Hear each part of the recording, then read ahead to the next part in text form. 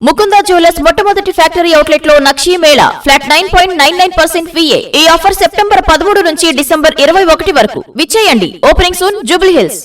వచ్చే శాసనసభ ఎన్నికల్లోనూ పంచాయతీ ఫలితాలే పునరావృతమవుతాయని సీఎం రేవంత్ రెడ్డి విశ్వాసం వ్యక్తం చేశారు. పల్లెపూరులో 3/2 వంతు స్థానాలు కాంగ్రెస్ ఖాతాలో పడ్డాయన్న ముఖ్యమంత్రి 2 ఏళ్ల ప్రజాపాలనకు పట్టం కట్టారని చెప్పారు.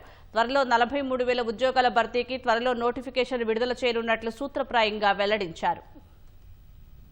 ప్రజలంతా కాంగ్రెస్ వైపు ఉన్నారని, గ్రామ పంచాయతీ ఎన్నికల ఫలితాలతో మరోసారి నిరూపితమైందని సీఎం రేవంత్ రెడ్డి చెప్పారు. 2 ఏళ్ల ప్రజాపాలనలో అమలు చేసిన సంక్షేమ అభివృద్ధి కార్యక్రమాలకు ప్రజలు పట్టం కట్టారని ముఖ్యమంత్రి అన్నారు. 3/2 వంతు స్థానాలు హస్తగతమయ్యాయని పేర్కొన్నారు. వచ్చే అసెంబ్లీ ఎన్నికల్లో ఈ తీర్పు పునరావృతమై రాష్ట్రంలో రెండోసారి కాంగ్రెస్ అధికారం రానుందని స్పష్టం చేశారు. 7 నియోజకవర్గాల్లో బీఆర్ఎస్, బీజేపీ మద్దతుదారులు ఎక్కువ సర్పంచ్ స్థానాలు చేజిక్కించుకోవడంపై అక్కడి క్షేత్రస్థాయి పరిస్థితులపై సీఎం రేవంత్ రెడ్డి ఆరా తీశారు. 12,702 గ్రామ పంచాయతీల ఫలితాలలో 7,527 గ్రామ పంచాయతీలు కాంగ్రెస్ పార్టీ, 808 కాంగ్రెస్ పార్టీకి సంబంధించిన రెబెల్స్ ఈ ఎన్నికలలో నెగ్గడం జరిగింది.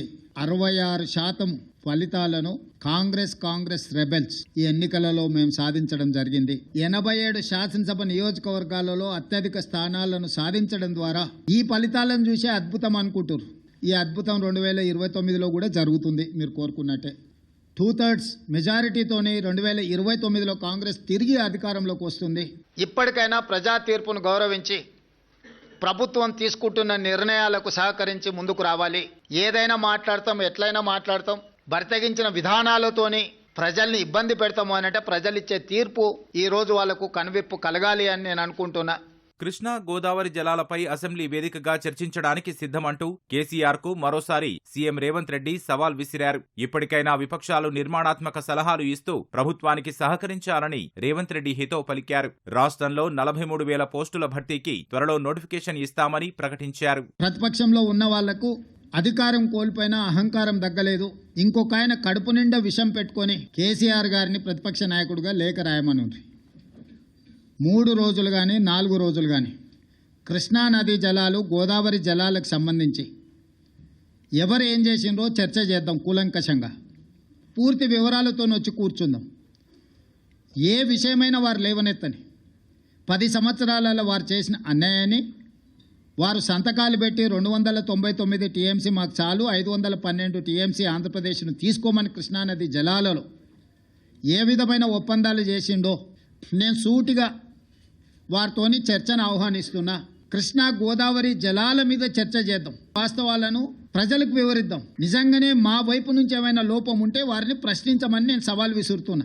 బీఆర్ఎస్ నాయకత్వం కోసం కేటీఆర్ వెనుక హరీష్ రావు గోతులు తవ్వుతున్నారని రేవంత్ రెడ్డి అన్నారు. ఆ విషయాన్ని మరుగున పరచాలని కేటీఆర్ పర్యటనలు చేస్తున్నారని ముఖ్యమంత్రి విమర్శించారు. కేటీఆర్ అనేవాడు కాంగ్రెస్ గురించి ఆలోచన చేస్తలేడు. హరీష్ అనేవాడు వెనకాల తవ్వుతున్నాడు. కేటీఆర్ నాయకత్వంలో ఏ ఎన్నికలు జరిగిపోయినా ఓడిపోయిండు కాబట్టి నాయకత్వాన్ని మార్చాలని హరీష్ వెనకాల నుంచి ఏదైతే ప్రయత్నం చేస్తుండో ఆ విషయాన్ని ఏమంటారు డైల్యూట్ చేయడానికి పర్యటనలు పెట్టుకుంటున్నాడు తప్ప ఇది ప్రజలకు కానీ ప్రభుత్వానికి కానీ సంబంధం లేదు. ఇప్పుడు కేటీఆర్ వర్కింగ్ ప్రెసిడెంట్ అయినప్పటి నుంచి జరిగిన ఏ ఎన్నికలు గెలవలే కదా. జనరల్లో అసెంబ్లీ కావచ్చు, జనరల్లో జరిగిన లోక్సభ కావచ్చు, తర్వాత జరిగిన ఉప ఎన్నికలు కావచ్చు, తర్వాత జరిగిన గ్రామ పంచాయతీ ఎన్నికలు కావచ్చు. హరీష్ వర్గం ఆల్రెడీ సోషల్ మీడియాలో మిగతా మీడియాలలో మొదలు పెట్టింది కదా. కేటీఆర్ ఉంటే ఇంకా పార్టీ మిగలదు కాబట్టి కేటీఆర్ను తప్పించండి, హరీష్కు నాయకత్వాన్ని అప్పచెప్పండి అని ఒక స్లోగన్ తీసుకొని బయలుదేరిండు. ఎమ్మెల్యేల అనర్హత పిటిషన్లపై స్పీకర్ తీర్పు ఎవరికైనా నచ్చకుంటే న్యాయస్థానాల్లో తేల్చుకోవచ్చని ప్రతిపక్షాలకు ముఖ్యమంత్రి సూచించారు. కాంట్రాక్టు, అవుట్సోర్సింగ్ ఉద్యోగుల విషయంలో లెక్కలు తేల్చేందుకు ఫోరెన్సిక్ ఆడిట్ చేపిస్తున్నామని సీఎం వివరించారు. ఆరోపణలు రుజువైతే బాధ్యులు జైలుకెళ్లక తప్పదని హెచ్చరించారు.